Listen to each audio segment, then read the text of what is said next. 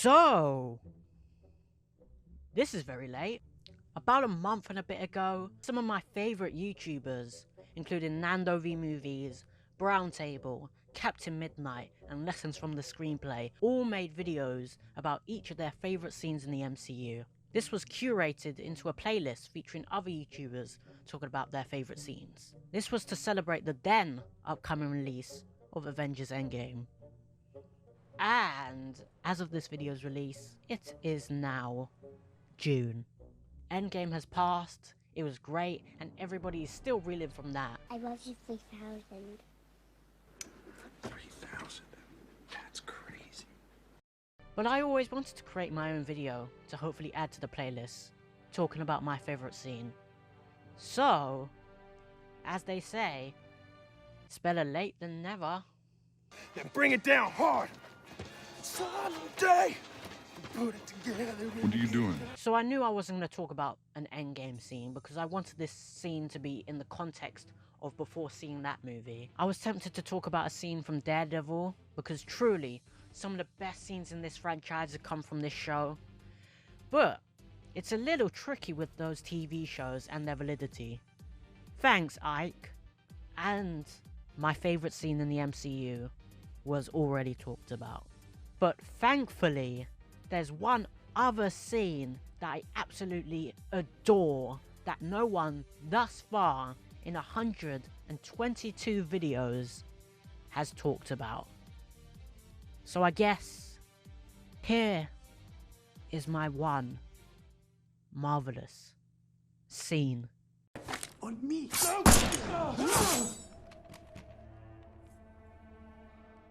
Sins of the Father.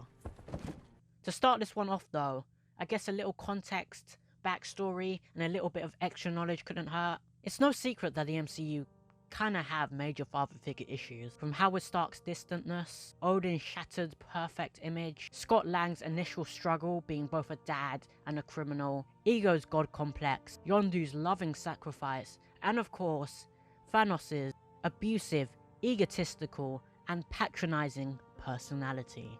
Check out Just Right's video on Thanos, it's great. But the most intriguing one of all to me is the relationship between T'Chaka and T'Challa. Similar to Odin and Thor's dynamic, T'Challa looks up to his father. In the short interaction we see between the two in Civil War, this is very much clear. It's also shown in Black Panther when T'Challa first visits the ancestral plane.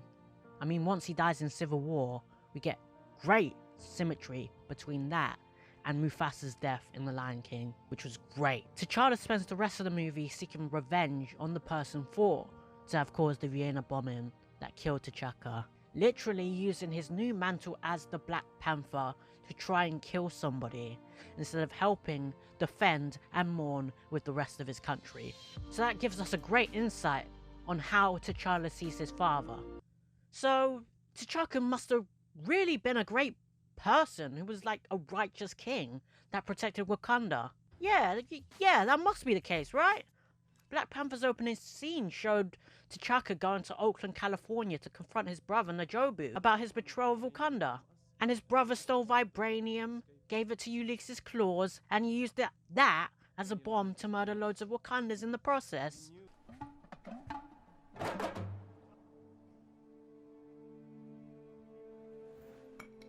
Prince Njobu, you will return home at once, where you will face the council and inform them of your crimes. Yeah, that's right.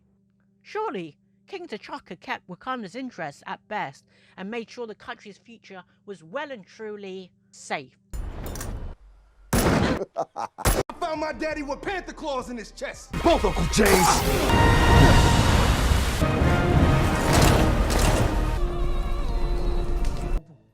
Hey, Auntie. Nope, not at all.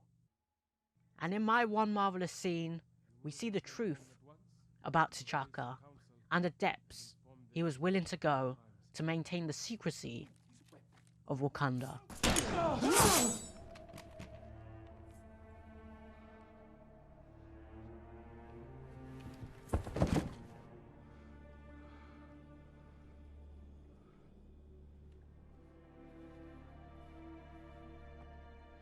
Your father killed his own brother to save my life.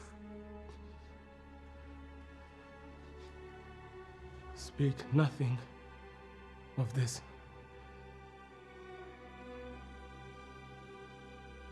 The child. We left him.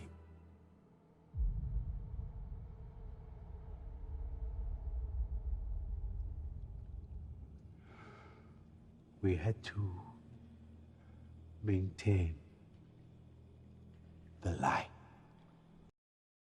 And with that, left a young boy without a father, with a vengeful drive that would doom the state of Wakanda, the world, and funnily enough, doom his own son's reign as king.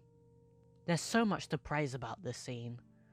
From the performances by Sterling K. Brown and Atandwa Kani, with the performances from Forrest Whitaker and Chadwick Boseman in the present day to back it up, the score, beautifully captured by Ludwig Göransson, and the direction of the scene by Ryan Coogler. From this scene, T'Challa later confronts his father about it in the ancestral plane in another powerful scene from the movie. He was the truth I chose to omit. You were wrong to abandon him. I chose my people. I chose Wakanda. Our future depended on... You are wrong! All of you are wrong! To turn your backs on the rest of the world!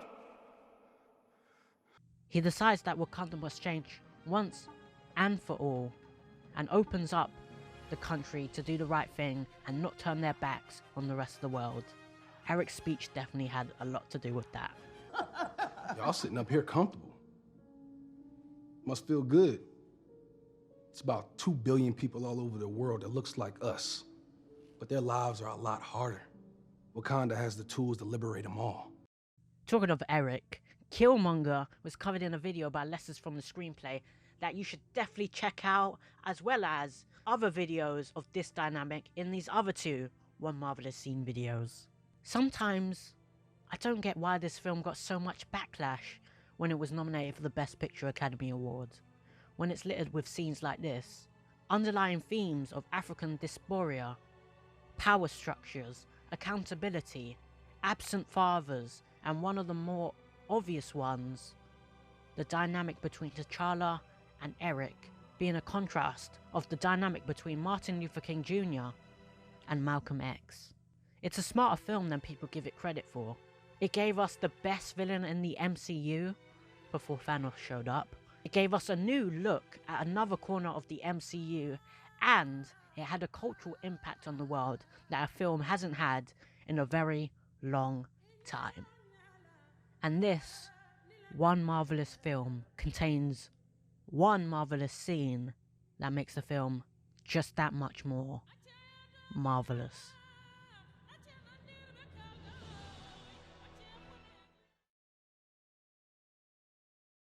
Thank you for watching this video, and thank you to Nando V Movies for creating this initiative. It's been fun watching all the videos in this playlist, and hopefully this video makes it into it. Thanks, yet again.